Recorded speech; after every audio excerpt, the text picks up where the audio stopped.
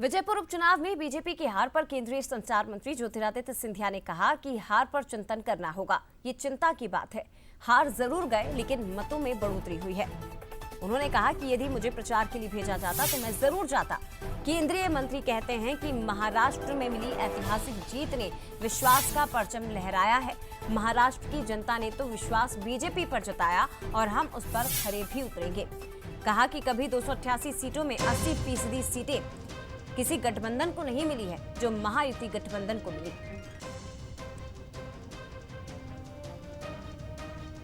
इसमें हमें चिंतन करना होगा।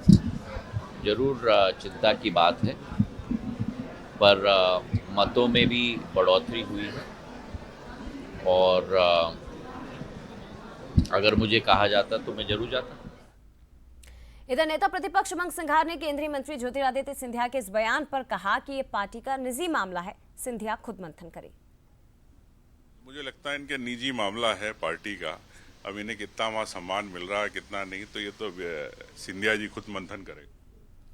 चलिए, इसी पर ज्यादा बातचीत हम करेंगे। एग्जीक्यूटिव एडिटर मनोज सैनी जी हमारे साथ लाइव जुड़ गए हैं। मनोज जी, रामनिवास रावत 6 बार इसी सीट से कांग्रेस के टिकट से वो विधायक चुनते रहे, बीजेपी में आए, इस सीट पर हार का सामना करना पड़ा और यहां से कांग्रेस प्रत्याशी की जीत हो गई। कैसे देखा जाए इसे, क्योंकि केंद्रीय मंत्री ये कहते हैं कि यहां इस हार का मंथन करना जरूरी है। मुझे प्रचार के लिए भेजना चाहिए था, मैं जरूर आता यहां पर। लेकिन दूसरी तरफ नेता प्रतिपक्ष की ओर से भी ऐसे कोई बहुत राजनीतिक तौर पर बयान नहीं दिया गया।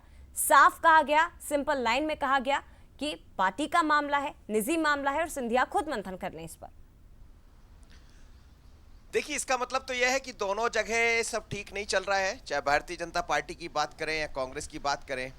विजयपुर चुनाव को बड़े नज़दीक से देखा था हमने, और जिस तरह की वहाँ स्थितियाँ बनी हुई थी, चंबल ग्वालियर का जब जिक्र आता है तो सबसे ऊपर नाम ज्योतिरादित्य सिंधिया का होता है, सिंधिया घराने का होता है, और वो जहाँ भी जाते हैं उसका लाभ जो भी व्यक्ति खड़ा होता है उसको मिलता है।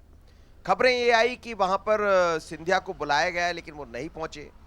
खुद रावत की तरफ से ये बातें जहाँ तहाँ कही गई कि 2 बार उन्होंने कहा पार्टी को कि सिंधिया जी को बुला दीजिए, एक सभा उनकी हो जाए तो चीज़ें सुधर जाएंगी। लेकिन आज सिंधिया जी ये कह रहे हैं जब पहुँचते हैं कि मुझे तो बुलाया ही नहीं, यदि बुलाया गया होता तो मैं जरूर आता। ये भी सच है कि भारतीय जनता पार्टी की एक लाइन होती है, किसको सभा करना है, किसको जाना है, किसको नहीं जाना है। लेकिन सिंधिया यदि उस वहाँ पर चले जाते तो मुझे लगता है तस्वीर कुछ और होती और तकदीर रावत की बदल गई होती। चुनाव रावत वर्सेस अशोक नहीं था, मल्होत्रा। दरअसल वहाँ चुनाव की चर्चा ये थी कि नरेंद्र सिंह तोमर वर्सेस सिंधिया हो गया। नरेंद्र सिंह तोमर ने वहाँ करीब 42 सभाएं की, छोटे बड़े नुक्कड़ को, बावजूद इसके हार का सामना करना पड़ा। अब सिंधिया से जब ये सवाल किया गया ज्योतिरादित्य सिंधिया केंद्रीय मंत्री से, तो उन्होंने अपना एक तरह से जवाब भी दे दिया और सफाई भी दे दी। लेकिन मुझे लगता है ये सब ठीक नहीं। जहाँ तक उमंग सिंगार की बात करें तो ये भी आप जैसा कह रही थी जया, पहली बार देखा होगा कि इतनी अच्छी प्रतिक्रिया आती है कि उनका अंदरूनी मामला। अरे, एक पार्टी का नेता, पहले वो खुद आरोप लगा रहे थे, मेरी खुद उनसे बात हुई थी, वो खुद ही ये कह रहे थे कि सिंधिया खुद नहीं पहुंचे हैं वहां पर, तो समझ लीजिए क्या चल रहा है बीजेपी के भीतर। आज ये कहते हैं कि उनकी अंदरूनी मामला, तो हमें लगता है अंदरूनी मामला तो दोनों तरफ चल रहा है, और ये बता रहा है हार पर तकरार भी है, रार भी है, और आगे चलकर समझ आएगा कि आखिर कौन बेकरार है। निश्चित तौर पर मनोज जी, फिलहाल धन्यवाद आपका तमाम बातचीत के लिए, जानकारी के लिए। और